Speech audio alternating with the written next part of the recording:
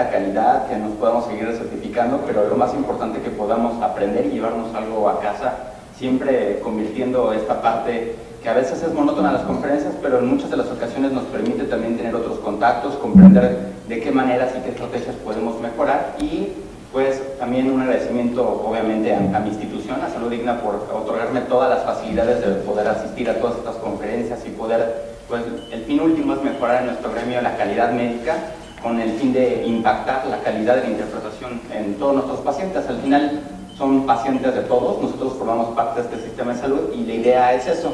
Este tema me lo han pedido en varias ocasiones, no como tal sobre cáncer pulmonar, sino sobre errores al interpretar. Y pues vamos a comenzar ya de lleno. Vemos 4 casos, va a haber también una votación, es a través del celular, es incógnito, o sea, no aparece su nombre ni nada, y es para que también pues, nos divertamos un poco y al final yo les pueda dar una retroalimentación interesante sobre cómo se manejan este tipo de datos de la inteligencia artificial y datos aplicados a estrategias educativas que pueden impactar en gestión de la calidad de la interpretación médica. Aquí tenemos 4 casos y como pueden ver en el número 1 son 4 casos de 4 pacientes distintos, que es la vida real, así nos tocan, son tomografías que las abrimos, a veces son incidentales, a veces ya son de pacientes que por una radiografía de tórax nos los mandan, y si se dan cuenta tienen en común estos 4 pacientes una sola cosa, el patrón común es que pues todos tienen cáncer pulmonar. La diferencia en qué estriba, en que nosotros como radiólogos tengamos la suficiente calidad para poder interpretar lo que es necesario. Entonces la pregunta de esta disertación es, ¿qué es necesario que nosotros interpretemos? Entonces ya después de 10 años de estar en oncología, de estar en equipos multidisciplinarios, de participar en ciertos proyectos, pues obviamente como todos ustedes, pues uno va preguntando y se va metiendo cada vez más en la especialidad o subespecialidad en la cual generalmente está trabajando. En este caso pues es oncología, y como pueden ver en el primero, pues podremos interpretar los 4 como que tiene cáncer pulmonar y que quedará así, o como cambios compatibles con infección o con inclusive algunos otros patrones que pueden estar sugeridos con diagnósticos diferenciales. Pero quizás lo más importante, estos 4 ejemplos son de 4 equivocaciones que cometieron los radiólogos, uno de ellos incluso fue mía, entonces también debe de haber retroalimentación de eso, de cómo nos equivocamos en el transcurso del tiempo y cómo mejorar.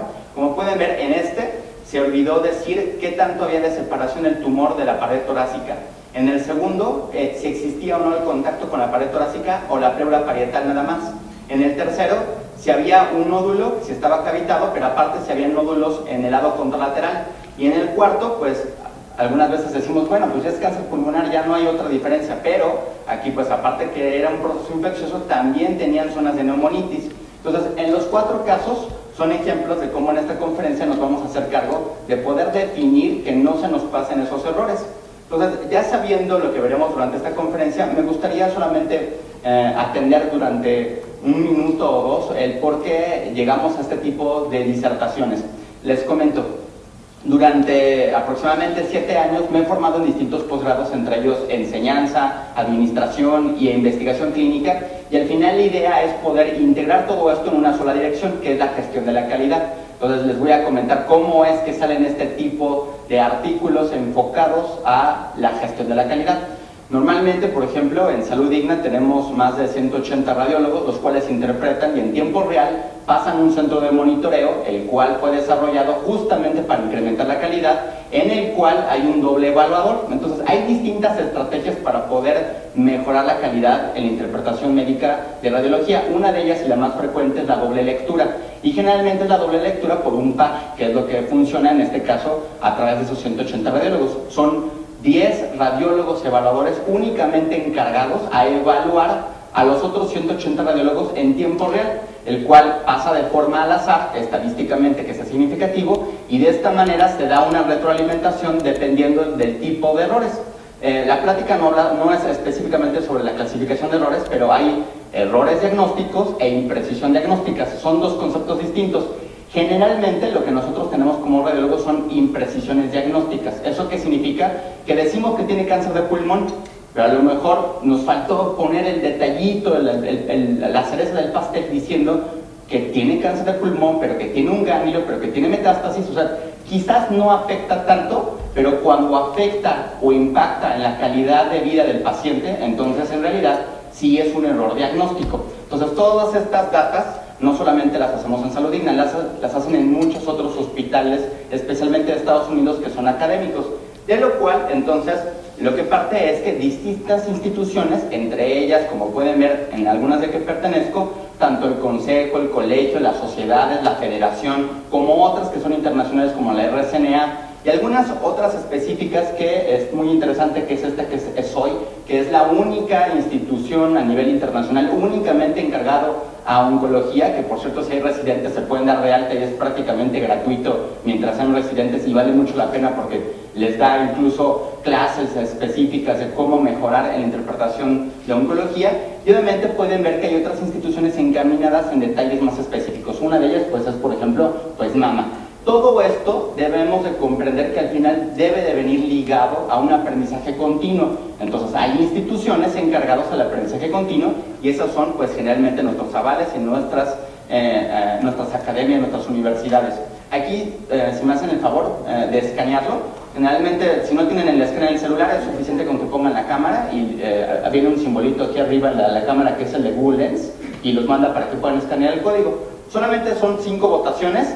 Las votaciones no va a salir su nombre ni nada, pero es interesante que podamos al menos pues divertirnos ya desde temprano. Pues vamos a pasar a la primera. Actividad principal del radiólogo en cáncer pulmonar. Aquí les coloco 4, hay muchas y quizás lo más importante es en esta diapositiva, en esta pregunta, es que podamos identificar qué es lo que más frecuentemente hacemos como radiólogos en todo México. Independientemente de lo que interpretemos y en qué hospital estemos, nos dedicamos generalmente a una de estas 4 actividades. Entonces seguramente a todos pudieron colocar ahí la respuesta. Vamos a dar por lo menos unos 5 segundos más para que puedan ya contestar la primera. No se vayan a las otras preguntas o si quieren contestarlas, pero la idea es que vayamos con respecto a la exposición y es estadificación local. Entonces esta es la causa. Vean cómo aquí coloco algunas de las actividades del radiólogo relacionadas a cáncer y pueden ver que existen 7 competencias relacionadas con la interpretación oncológica. Hay muchas que nos encargamos como radiólogos, pero aquí están definidas las 7 que más frecuente deberíamos hacer. No es del radiólogo oncólogo, es del radiólogo general. Y algunas obviamente pues son más complejas que otras y entonces ya nos dedicamos como tal. Hay muchos países, incluyendo por ejemplo los europeos, donde no existen las subespecialidades y donde cada uno se va introduciendo en cada una de esas áreas. Entonces aquí en México, pues al existir subespecialidades, en teoría nos hace creer que entonces eso lo tiene que saber alguien más. Y no funciona así. Para cáncer pulmonar y cáncer mama, como lo saben, pues son de los cánceres más frecuentes y eso trae como consecuencia que como radiólogos creamos que alguien más va a hacer nuestro trabajo. Entonces, estas son las competencias. La principal y la que hacemos para cáncer de pulmón es la estadificación local y sistémica. Eso significa que la mayoría de las veces que llegan los pacientes con nosotros, pues ya tienen cáncer local o a veces avanzado. Y lo que generalmente también tenemos que hacer en la mayoría de los hospitales donde hay oncólogos es dar la respuesta al tratamiento. Entonces, para poder entrar en detalle y solamente con una diapositiva, ¿cuál es la trascendencia que tenemos como radiólogos para interpretar? Solamente recordar que el cáncer de pulmón es la principal causa de muerte en ambos sexos, ¿verdad? Es de mama, es para mujer, pero cuando se une la comorbilidad y la mortalidad a 5 años en sobrevida para ambos sexos, entonces el cáncer más frecuente es de pulmón. Más del 70% tiene que ver con el tabaquismo y hay otros factores de riesgo relacionados o variables. Pero la correcta estadificación influye en el tratamiento y pronóstico acertado. Sí, requieren los oncólogos de nuestra interpretación y se los adelanto un poco más como spoiler. Si nosotros interpretamos mal, entonces pueden suceder 2 cosas. Que el tratamiento no sea el adecuado para ese paciente o que se le esté dando tratamiento de más a ese paciente y no le va a servir. Entonces es el típico caso que nosotros seguramente hemos escuchado de un paciente que sobrevive más cuando le dijeron que iba a sobrevivir menos. Y es seguramente porque el diagnóstico estuvo mal hecho desde el principio. Y es también el cuento que hemos escuchado de un paciente que le dijeron que iba a sobrevivir 5 años y en realidad vive solamente 4 meses. Y eso generalmente tiene que ver también con el tratamiento, con factores del paciente, pero en esencia la base tiene que ver con cómo interpretamos esas tomografías, esas resonancias y esos estudios. El número de publicaciones relacionadas al cáncer pulmonar se encuentra desde hace más de 20 años en el top 10. Es decir, si ustedes en PubMed ponen el término MESH, que es el término clave, cáncer de pulmón, imagenología, les va a salir una cantidad abismal de artículos. Y no solamente en este año, en los últimos 10 años. ¿Eso qué significa? Que hay muchas publicaciones, que entonces es una tendencia de publicar y entonces también significa que ciertas particularidades, entre ellas las quimioterapias, radioterapias, pero también las modalidades diagnósticas avanzan de manera apresurada. Entonces, si decimos que entre los 10 es de lo que más se publica, eso significa que lo que leímos hoy probablemente en 6 meses ya cambió. Por suerte, como sabemos, en diagnóstico y por imagen la anatomía no ha cambiado mucho, a pesar de que sean nuevos avances, pues al menos el TNM, que es lo que vamos a ver ahorita en un momento, se van a dar cuenta que cambia cada 10 años, entonces cada 10 años por lo menos deberíamos de estar leyendo algunas herramientas. Y algo muy importante es que la complejidad de la enfermedad se relaciona con el incremento, es decir, mientras más complejo sea el cáncer y más versátil sean los patrones de enfermedad metastásica, pues más difícil es entonces interpretarlo. Por lo tanto, los errores más frecuentes que realiza el radiólogo en interpretación es en mama y en pulmón. No solamente porque es el más frecuente, sino porque son muy difíciles a veces interpretar todas las características que involucra. Y para eso pues tenemos algunas herramientas. Estos van a ser solamente nuestros dos objetivos a través de la plática. La primera va a ser pues identificar una herramienta de apoyo. A veces nos dicen, bueno, ¿qué utilizas tú para interpretar? Y dices, bueno, pues utilizo un monitor, una lupa, una herramienta que es solamente para medir, pero en realidad hay herramientas, reservorios que nos pueden apoyar a interpretar mejor. Una de ellas las vamos a ver en esta conferencia. Y comprender cuáles son las áreas de mayor complejidad. A veces, y ustedes seguramente han visto, que existen en los artículos, en las publicaciones, un término mesh, un término clave que se llama perlas, o a veces el pitfalls. Pitfall significaría no te vayas a equivocar en esto. Entonces, alguna de las formas en cómo nosotros nos dejamos de equivocar es viendo en qué se equivocaron los demás. Por eso es que yo creo que este tipo de conferencias tienen mucho impacto, porque significa que alguien ya se equivocó en esto y que lo vamos a poder hacer nosotros. Entonces, tener más acentuado nuestro ojo en este tipo de errores. Y de eso trata este contenido. ¿Qué debe de saber el médico radiólogo? Cualquier médico radiólogo egresado, y por lo tanto los residentes que estén aquí, también va a venir en exámenes, viene en la vida y vienen los pacientes en la vida real. Y cómo evitar los errores más frecuentes. Entonces, pasamos a la primera herramienta. La herramienta que nosotros debemos de saber que tenemos que utilizar es el TNM. Entonces, cuando rotan con nosotros en oncología, a veces no traen todavía, porque son R2, a veces ya incluso de R3, pero lo importante es que sepamos que existe una clasificación TNM. ¿Qué es? Es una clasificación que lo realiza, este es el autor, la última fue publicada en 2018, estamos en la 8ª edición, y por el año significa que más o menos cada 7 u 8 años va a salir otra publicación. Es decir, los que están haciendo la residencia y los que estamos interpretando en este momento cáncer, tenemos que saber que esta es la que tenemos que estar utilizando. Entonces, un error frecuente es que uno a veces descarga un libro, le prestan un libro en PDF y el que tenemos es la 6ª, la 5ª opción, la 5ª versión, y esas están ya desactualizadas. Es un error muy frecuente que parecería raro, pero inclusive esta es la portada. Y las instituciones que integran toda esa clasificación son estas 4. Como pueden ver, son las 4 más importantes de cáncer del mundo, de América, y pues vienen integradas otras instituciones académicas. Entonces, para la estadificación de cáncer pulmonar, ¿quién actualiza el TNM? ¿Quién se dedica a hacer todo esto? Pues es esta asociación. Es la Asociación del Cáncer de Pulmón y en conjunto con el Comité Estadounidense sobre el Cáncer, o sea, la JCC. Esos son los dos autores principales del TNM.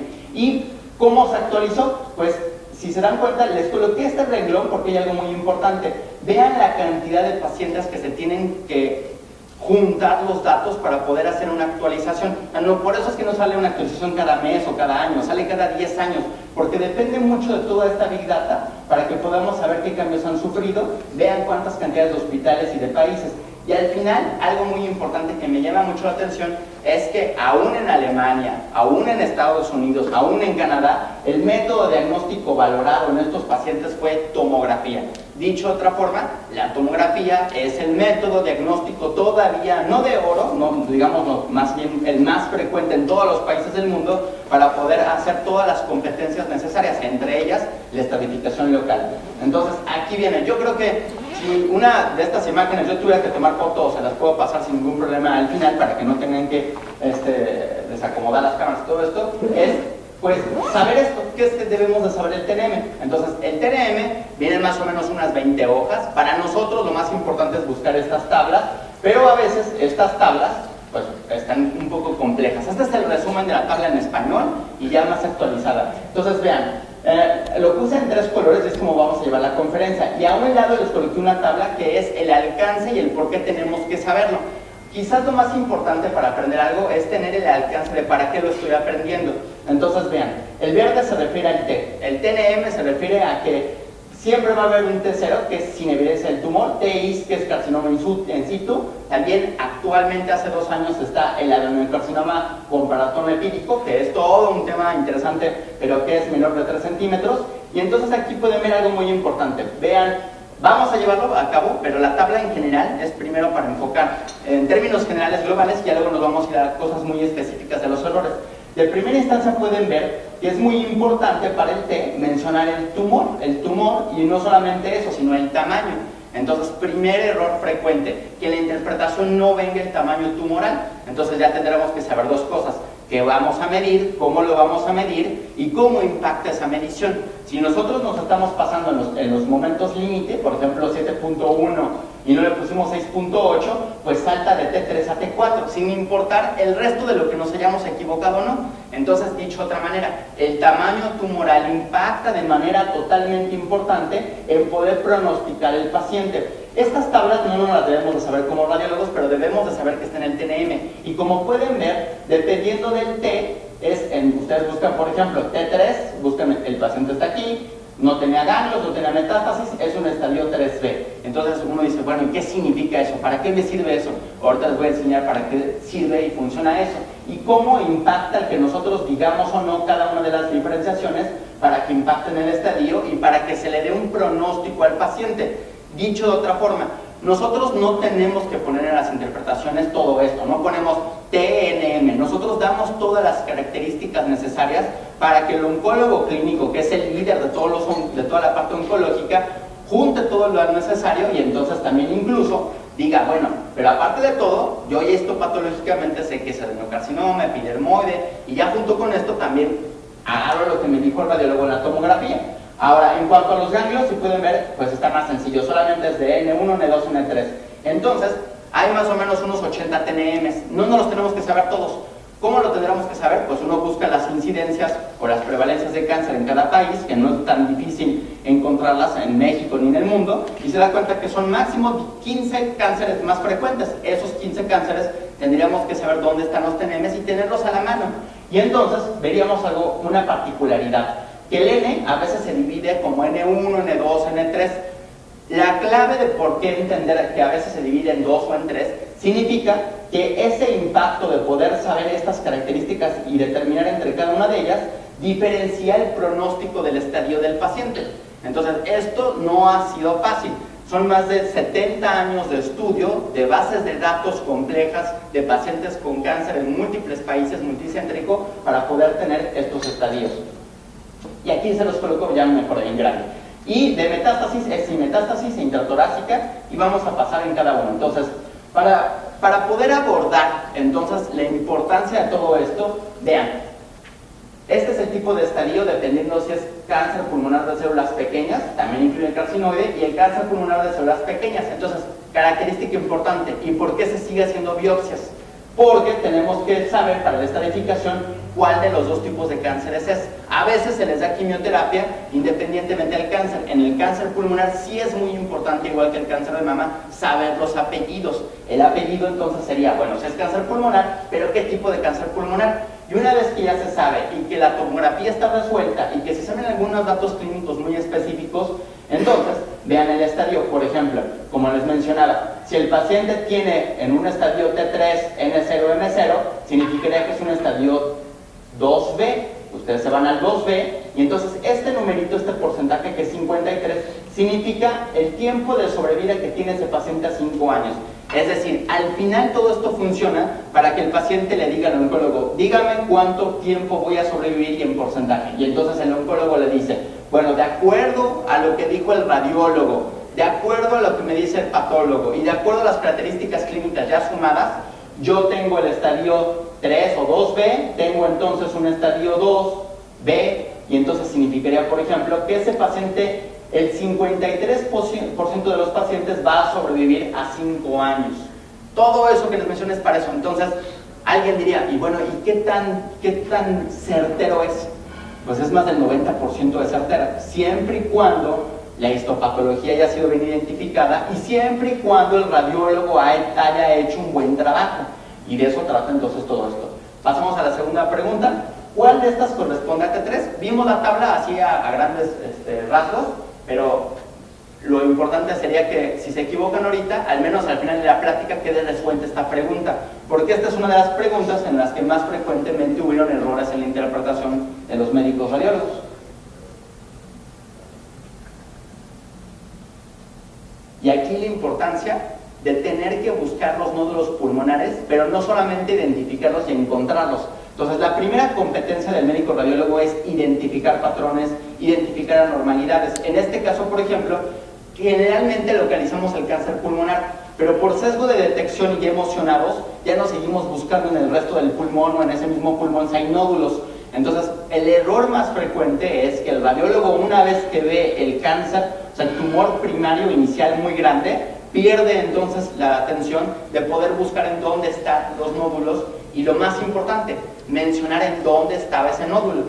Entonces aquí fue un nódulo pulmonar en el mismo lóbulo que el primario. Entonces vean, estos cuadritos gráficos, pues, a mí me parece, obviamente no en la vida real así, las tomografías no están así ni con colores, ni están tan bonitas, ni obviamente te parece el tumor bien grande, pero aquí de manera gráfica podemos ver que el T3 significaría que es un tumor entre 5 a 7 centímetros, es un tumor que pueda contactar el nervio frénico, que a veces contacta el pericardio parietal, aquí solamente sería parietal, y la pleura parietal también. Entonces, por ejemplo, aquí el tumor está contactando solamente la pleura parietal. Además, puede o no contactar el plexo braquial, entonces también hay que buscar eso. Pero lo más importante, y aquí lo pongo en amarillo, un nódulo en el mismo lóbulo que el primario, que aquí no viene en esta tabla, en esta gráfica, pero entonces lo más importante es que si encontramos el cáncer, por ejemplo, que fuera y buscamos un nódulo, y el nódulo estuviera en el mismo lóbulo, entonces es un T3.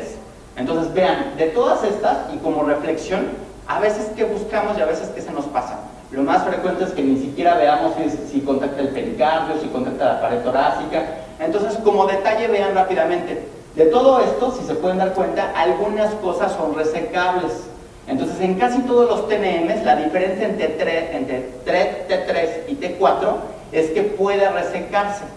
Una cosa es que se pueda y otra cosa es que se deba. Entonces, nada más piénsenlo de esta manera. Si ustedes fueran cirujanos torácicos y llegara el radiólogo y les dijera, oye, pues tiene pleura parietal, y ustedes dirían, pues se lo quito, ¿no? Le quito ese pedazo de pleura. Y les dicen, bueno, tiene también pericardio parietal, también se lo podemos quitar. Entonces es T3 porque es todavía resecable. Sin embargo, el problema es ya con el T4. Y ahí entonces marca el error, que no sepamos nosotros diferenciar, ni diagnosticar, ni precisar el detalle entre T3 y T4 en nuestra interpretación. Y entonces el oncólogo quirúrgico o el oncólogo de tórax que opera, abre y se encuentra con que el radiólogo dice, pues no me explicó bien, me dijo que era solamente pleura o pericardio que lo contactaba, pero no que lo infiltraba, y si lo infiltra ya incluso la otra pleura, no se la voy a poder quitar o me voy a tardar mucho tiempo y esto ya no es resecable. Entonces, como pueden ver, el T4, lo primero es un tumor mayor de 7 centímetros. Entonces, ¿cuál es el tip que les puedo dar? Pues váyanse a buscar el tumor, mídanlo primero, esa sería la primera dato que tendrán que hacer, y una vez que ya lo midieron, si se pasa de 7 centímetros, importa todo esto, pero va a importar poco porque ya es un T4, o sea, ya no va a ser tanto el error si encontraran todo esto, ¿no? Y si se pueden dar cuenta, todos estos órganos se llaman estructuras críticas porque precisamente no se pueden resecar, o si se resecan, disminuye por completo la comorbilidad del paciente. Por ejemplo, ustedes dirán, bueno, pues yo he visto que sí resecan vértebra y esófago, sí, pero el paciente si ya llegó y contactó, infiltró esos órganos, lo más posible entonces es que obviamente ya haya infiltrado otros órganos o tenga metástasis. Entonces, de todos estos, quizás de lo más frecuente que no vemos es el nervio laríngeo y aorta y el pericardio y pleura visceral. Y algo muy interesante es, ¿infiltra o no la grasa mediastinal? Porque si infiltró la grasa mediastinal, la pregunta es que ya no se va a poder resecar. Es muy complejo quitar la grasa mediastinal. Y aquí entonces, vean, lo dejé en amarillo otra vez. Nódulos en diferentes lóbulos, este 4, pero mismo pulmón. Es decir, puede ser que ustedes tengan, por ejemplo, todavía en el tumor, que este sería el T4, aquí lo tienen que fueron más de 7 centímetros, pero que a lo mejor ya no solamente tienen un nódulo aquí en este mismo lóbulo inferior, sino que a lo mejor lo tienen acá. Entonces significa que son distintos lóbulos, pero sigue siendo el mismo pulmón. La pregunta sería, bueno, ¿y por qué este 4 todavía? Bueno, porque todavía en teoría el paciente podría ser candidato a resección de todo ese pulmón, cosa que es un poco complejo, pero es factible. Y entonces pasamos a la tercera pregunta. ¿Cuál nivel ganglionar corresponde a M? Es decir, a metástasis. Y este es uno de los errores más frecuentes que también suceden. A mi parecer es más frecuente este que los otros que hemos visto, porque a veces no podemos distinguir o se nos hace muy complejo identificar dónde están todos los ganglios afectados. Entonces, de todo este es el retroperitoneal. Todos los demás no corresponden a M, corresponden realmente a N. Entonces, aquí les voy a dar un tip. Muchos de los cánceres lo más importante es saber, el N se refiere a las primeras cadenas. Entonces aquí les dejo todo un resumen de lo que tendrán que saber de las cadenas. Si no tiene adenopatías, es N0. Entonces, primera pregunta, el tip más básico es, bueno, ¿y qué es una adenopatía? Una adenopatía, según el TNM, es cualquier ganglio mediastinal que mida más de 10 milímetros en su eje mayor corto. Es decir, generalmente son ovalados, medimos el eje mayor, el más corto, y si supera más de 10 milímetros, nosotros lo tenemos que dar como adenopatía o sospechoso de malignidad. En el límite entre 8 y 10 lo tenemos que diferenciar, describir y en la conclusión mencionar porque es probable, pero cuando es menor de 8 milímetros es poco probable. Entonces, lo más importante de diferenciar de un ganglio es el eje mayor corto para todo el TNM, para todos los cánceres. Y la segunda competencia tendríamos que saber, pues a qué corresponde cada una de las clasificaciones. Entonces, vean, no está tan difícil. A mi parecer, incluso este tipo de mapas, que es el mapa del EASLS, hay 3 tipos de mapas.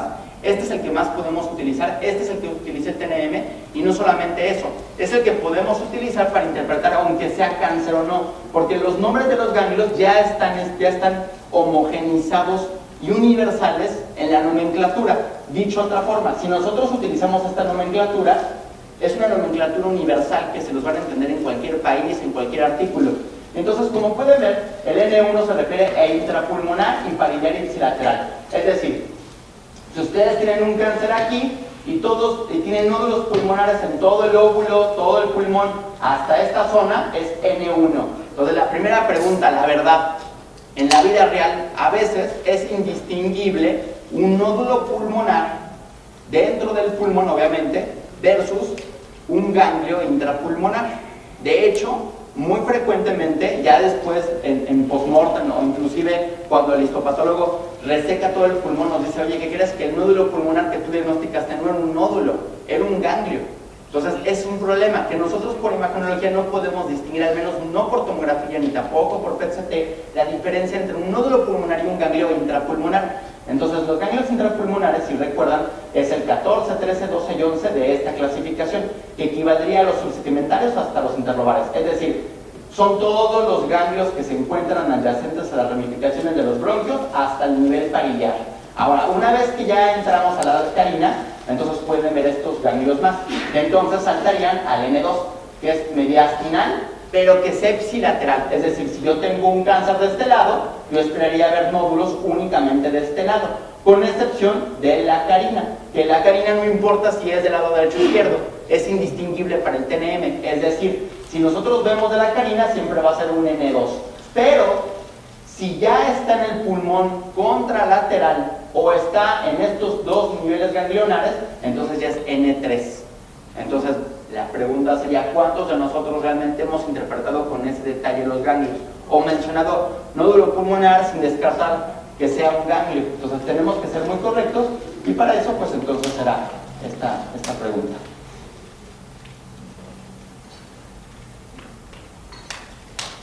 ¿Y qué tendremos que saber del M? El M está más sencillo, y en cáncer pulmonar junto con el resto de los cánceres, el M0 es que no tenga metástasis. El M1A es que sea intratorácico. Entonces, si nosotros tenemos un cáncer de pulmón, aquí se lo ilustró en el color azul, y nosotros tuviéramos una metástasis que fuera intratorácica, como por ejemplo también derrame pericárdico, derrame pleural o nódulos contralaterales, sería un M1A. Entonces, estarían aquí múltiples nódulos. Del otro lado del pulmón, es decir, nódulos en el pulmón contralateral ya es metastásico, es M1A. independientemente de que sean solamente nódulos o que sea afectación tumoral. Y si nosotros tenemos un primario y aparte todo tenemos extratorácico, aquí se los ponen en el ejemplo, el M1C que por ejemplo fuera el hígado, entonces solamente corresponde a M1B. Entonces nuestra interpretación impacta de manera directa el que nosotros digamos o no que el paciente puede entrar a cirugía. Y como metástasis solamente recordar, estas tablas son muy importantes porque son de prevalencia. Nos ayuda a distinguir que si ya localizamos un tumor pulmonar y creemos y sospechamos que aparte todo tiene ganglios locos regionales y que por lo tanto si es un cáncer pulmonar, pues ahora nuestra tercera competencia es buscar si hay metástasis o no. Entonces podemos ir en ese orden, buscar el primario, medirlo, establecer qué afectación tiene el loco regional, después buscar ganglios y después buscar metástasis en los órganos que son más frecuentes. Sin embargo, ya después de que buscamos todos estos órganos, la verdad es que todavía otros 10% de acá abajo, o 5% en toda la literatura, puede dar metástasis a cualquier órgano, desde la piel hasta el aparato gastrointestinal. Entonces, al menos estas tablas nos ayudan a entender algo muy importante, que por eso los protocolos de cáncer de pulmonar tienen que ir junto con el abdomen superior, porque si se dan cuenta, una gran proporción de metástasis se encuentra tanto en el hígado como en la glándula suprarrenal. Por eso es que los protocolos del cáncer de pulmón van en ambos. Ahora, vamos ya a preguntas específicas que nos hacemos como radiólogos, que es la primera, ¿cómo medir el tamaño tumoral? Entonces, vean, nos podemos encontrar con estos tres tipos de ejemplos, que sería, bueno, tengo un nódulo sólido, ¿cómo lo mido? Pues solamente la parte sólida. Tengo un nódulo parcialmente sólido como este, solamente la parte sólida. Pero si tengo un nódulo en vidrio esmerilado como este, ¿qué mido? La dimensión mayor. Entonces ese es todo un tema que es nódulo pulmonar solitario, y dentro del nódulo pulmonar solitario entra también este nódulo que es el vidrio esmerilado.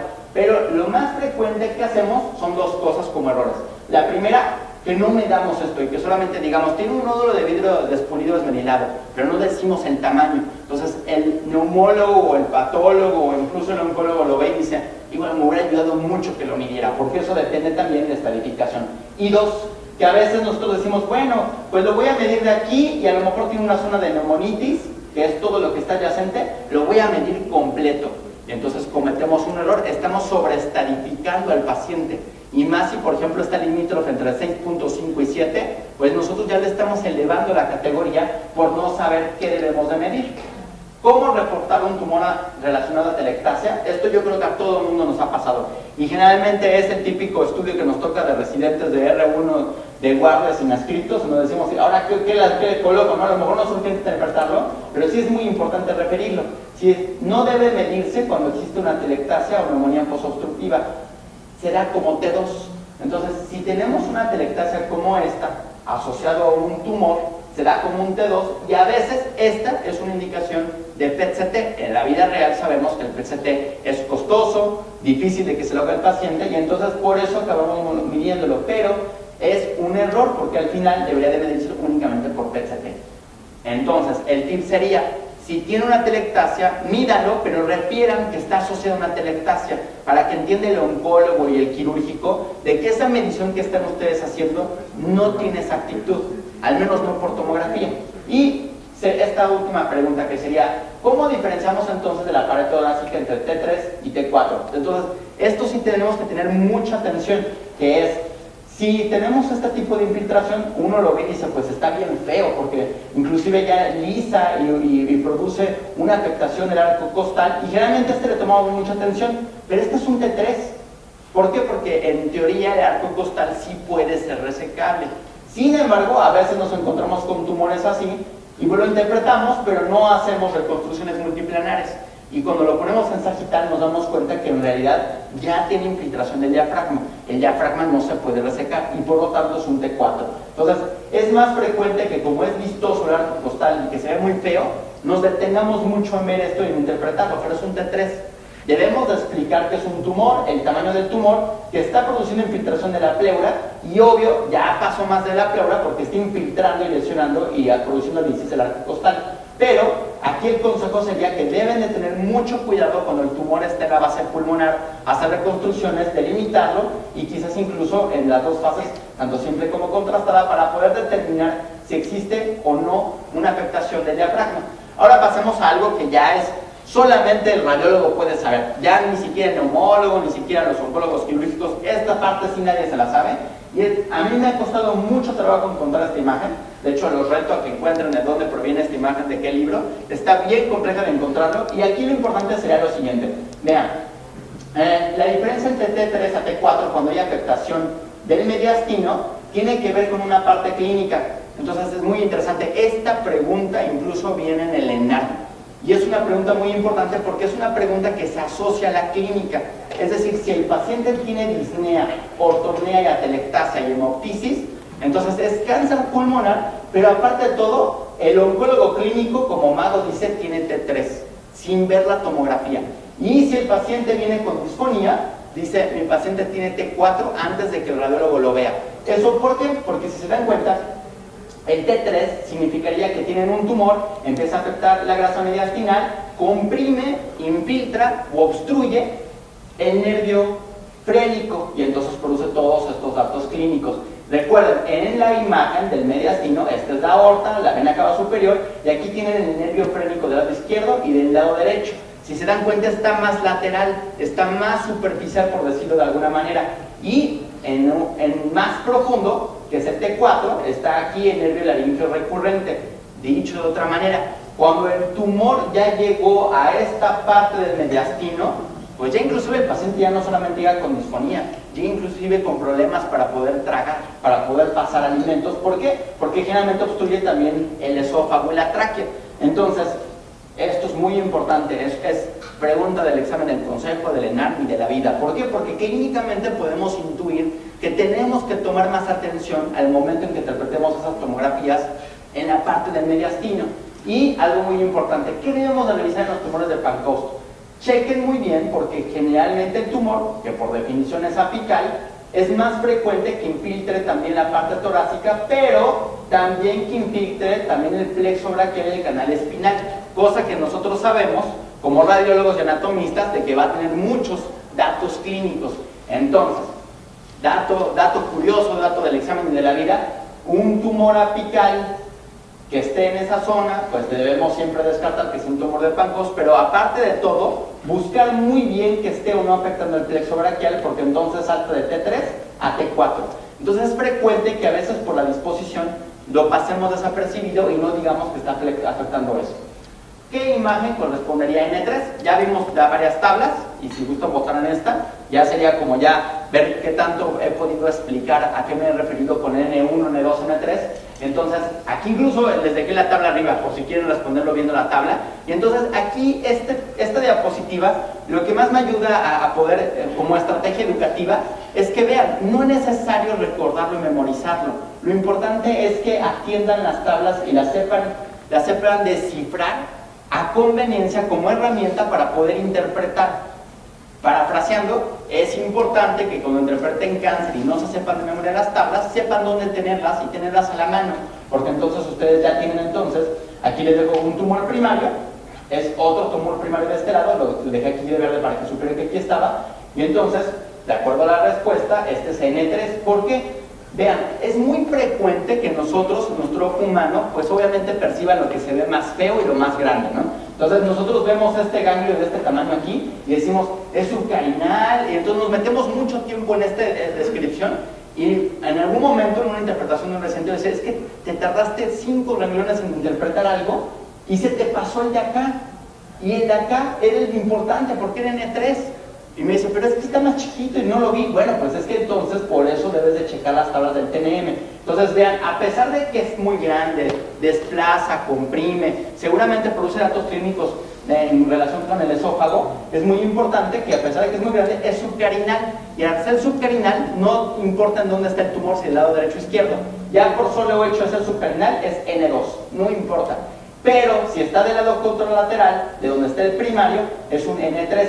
Recuerden que es pariliar, entonces es frecuente que se nos pasen los ganglios o los tumores que están a nivel pariliar. Inclusive, el segundo error frecuente es que lo vemos como si fuera trombosis, y no lo es. O es un ganglio o es un nódulo. Cualquiera de los dos debemos atenderlo bien porque es un N3. Y entonces ya pasamos, ya casi terminamos. Reportar el nivel ganglionar del lado que está afectado. Entonces aquí les dejo 3 ejemplos. De todos estos, Aquí les dejo, pues este sí es importante mencionar, pero ¿cómo sabemos qué es derecho y qué es izquierdo?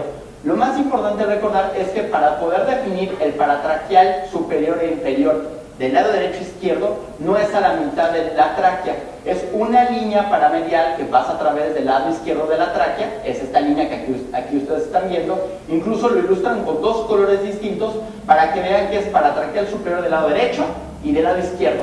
Y lo mismo pasa aquí del lado derecho y del lado izquierdo. Entonces, si tú tuvieras un tumor de este lado y aparte de todo no le refieres al oncólogo que lo tenía del lado izquierdo, entonces no estás estadificando bien al paciente. Estos dos niveles deben de tener mucho cuidado. Y el subcarinal, como les dije, pues no importa, porque siempre es N2. Entonces a veces nos tardamos mucho en interpretar los subcarinales, pero no importa. Y aquí vemos entonces también cuáles sí importan. El supraclavicular se divide una imagen a través de la tráquea, y si tiene del lado derecho o izquierdo lo tenemos que diferenciar, y también en cuanto al escaleno. Ya para terminar, esta es la última pregunta: ¿cuál nivel ganglionar corresponde a M? Entonces ya vimos una pregunta parecida, que era cómo diferenciar entre un ganglio y una metástasis, pero ahora ¿cómo vamos a diferenciar entre un nivel ganglionar, un N, o lo que es M? Entonces el tip más importante que les puedo dar, quizás de todos estos tipos de errores, es que uno de los errores más frecuentes es que como radiólogos se nos olvida que existen cadenas. Esas cadenas se llaman locorregionales, que generalmente eso sí entran en el N, y las que ya no son locorregionales, es decir, a distancia, esas ya no son N, son M, son metástasis. Entonces recuerden, el nivel de afectación metastásico más frecuente es el ganglionar, más que el resto, más que el hígado, más que el suprarrenal, más que el cerebro, más que el otro pulmón. Entonces, esta respuesta fue paratraqueal. ¿Por qué? Vean aquí, les dejo esta tabla, es un resumen de varios capítulos. En algunos otros momentos me han pedido dar este tipo de charla porque hay muchos errores acerca de esto, pero aquí se los dejo rápidamente. Los ganglios intratorácicos se dividen en dos: los que están en el mediastino y los que están fuera del mediastino. Los que vimos de la tabla de la IACLS son los intramediastinales o mediastinales, por decirlo de alguna forma, o también en muchos de los libros se conocen como viscerales y parietales, porque están dentro de las pleuras o fuera de las pleuras.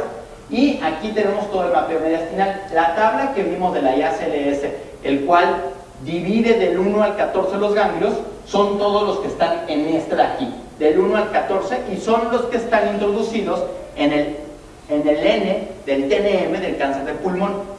Todos los demás, incluyendo el retroperitoneo, submandibular, del cuello, se introducen dentro de los otros, pero la clasificación de los ganglios extramediastinales son todos estos. Entonces, ¿realmente nos hemos puesto a ver o alguna vez han identificado, descrito y concluido este tipo de ganglios? Entonces, la pregunta sería, ¿podemos y sabemos diferenciar cada uno de ellos? Aquí les dejo un ejemplo de un paciente con cáncer de pulmón, el cual tenía 3 tipos de ganglios que son metastásicos, es decir, ya son M, no son ganglios locorregionales, a pesar de que están muy abajito del pulmón, de la base pulmonar, ya no corresponden a N, corresponden a extramediastinales, y por lo tanto al ser extramediastinales, pues ya es un problema, porque es igual de malo que no hayamos visto estos ganglios o descritos, a que no hayamos visto una metástasis en el cerebro o en el hígado. Entonces veamos, por ejemplo, aquí tengo tres ejemplos. Entre los 3 ejemplos rápidamente pueden ver que en la parte de aquí está el retroperitoneo y es la parte retrocrural.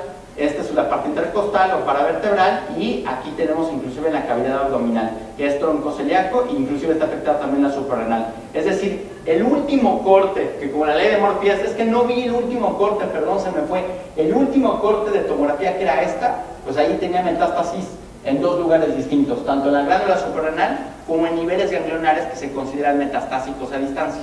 Es decir, nosotros describimos que el paciente tenía un estadio T, sin N, sin M, cuando en realidad tenía T4 y ya tenía también metástasis ganglionares y metástasis a distancia en 2 lugares distintos. Y entonces, la otra herramienta que debemos de saber es que los reportes estandarizados parten de las tablas como estas. Es decir, no es una magia que poco a poco estemos viendo que los reportes estructurados, que es parte como una rúbrica, es como decir, bueno, ya vi esto, lo voy palomeando y esto sería lo que tenemos que ver. Es lo que debe estar dentro del reporte estandarizado. Si se dan cuenta es el resumen de todo lo que mencioné, pero no solamente eso, no hay ningún truco. El truco es que vean que las tablas de los reportes estandarizados tienen que ver con las tablas del TNM, y si se dan cuenta tengo que decir el tamaño y la morfología del tumor. ¿Por qué la morfología? Porque puede ayudar, y ahora vamos a ver temas todo este día sobre radiómica, que tiene que ver justo sobre texturas, justo sobre patrones, para poder incluso saber con mayor certeza si es adenocarcinoma, epidermoide, etc. Infiltración de estructuras adyacentes, ya vimos todo lo que tenemos que buscar. Presencia de nódulos, pero lo más importante, más que el tamaño del nódulo, si está en el mismo lóbulo, en un lóbulo distinto al mismo pulmón, o si está en el pulmón contralateral. Y en cuanto al N, pues también decir dónde está y en qué cadena ganglionar es. Puntos clave: comprender nuestras limitaciones. Al final, también los oncólogos se equivocan, también los patólogos se equivocan, también nosotros nos equivocamos, pero es parte de buscar estas estrategias, de buscar cómo equivocarnos menos con este tipo de conferencias. Obviamente entender que cuando nosotros leemos precisión diagnóstica, no es que la tomografía interprete sola, es la precisión diagnóstica que tiene en conjunto el método diagnóstico tecnológico junto con nosotros, con la máxima expertez de incluso más de 10 años. Y utilizar el TNM para guiarnos, es una guía, es una herramienta y tenemos que aprovecharlo. Y en caso de duda, considerar asignar la categoría más baja. Es decir, si tenemos duda de la medición, está limítrofe. A veces me dicen, doctor, es que tiene 6.9, le pongo que ya tiene 7 para elevarlo. Oye, no seas así, darle el beneficio de la duda, ponle 6.9, no le eleves a 7.1, ¿no? Y recomendable utilizar el reporte estandarizado. En pocas palabras, utilizar el TNM. Estos son algunos recursos para seguir aprendiendo. En el ESOI hay muchas cosas gratuitas. Ya pueden escanear este y los lleva directamente a la página. En la ACR, como ustedes saben, hay algo muy importante que se llaman criterios de idoneidad, que es, yo siendo radiólogo tengo que conocer qué es lo que sigue dentro del algoritmo diagnóstico. Es decir, ya vi la tomografía, me quedan dudas, ¿qué es lo que sigue? No siempre sigue el PET-CT, a veces siguen otros métodos de estudios y nosotros tenemos que conocerlos, porque de nosotros no depende que exista o no el método diagnóstico, de nosotros depende que la interpretación se mencione dentro de los comentarios qué es lo que sigue. Nosotros somos especialistas y debemos de saber qué es lo que sigue. Es decir, si vemos un nódulo pero tenemos todavía duda y no depende de nosotros sino del método diagnóstico, en algunas ocasiones sigue todavía, por ejemplo, endoscopía, sigue a veces una laparotomía exploradora, pero depende de nosotros dar recomendaciones, porque de lo contrario, el que acaba tomando esas recomendaciones, pues es generalmente el oncólogo y nosotros perdemos obviamente nuestras competencias.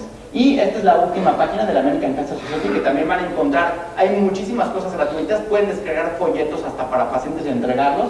Y pues muchas gracias por su atención. Al final todo esto es para poder mejorar la calidad de vida de los pacientes. Al final no son nuestros pacientes, nosotros como gremio debemos de forzar nuestras competencias, porque de lo contrario, entonces les voy a comentar un cuento sufi de que al final doy más las conferencias de RECIST a oncólogos porque ellos quieren hacerlo, a pesar de que obviamente lo necesitan porque requieren de la interpretación, que los mismos radiólogos. Entonces al final hay muchos radiólogos que me dicen, yo no sabía que me tocaba dar RECIST, yo no sabía que me tocaba medir el tumor y decir la infiltración y decir el nódulo. Pues es nuestra competencia, es parte de nuestra labor. Más bien el oncólogo, al no tener esos reportes estructurales o estructurizados adecuadamente, al final intenta hacerlo él solo. Entonces se van a encontrar con muchos oncólogos que ya ven tomografía ellos solos en su consultorio, obviamente con todas estas herramientas digitales, y nos debe hacer pensar que nosotros debemos de tomar ese liderazgo con respecto a todas esas actividades y competencias que tenemos como profesionistas y como personas con posgrado. Y pues al final había dejado otras 2 diapositivas por si me apuraba, pero podemos verlo a lo mejor en otra vez que me inviten. Son patrones de enfermedad metastásica y también diagnósticos diferenciales. Lo dejo para que puedan pausarlo en el momento en que puedan ver el video que va a estar grabado. Y les agradezco mucho sus atenciones. Después de la comida vamos a tener otra plática que es sobre la investigación, y muchísimas gracias.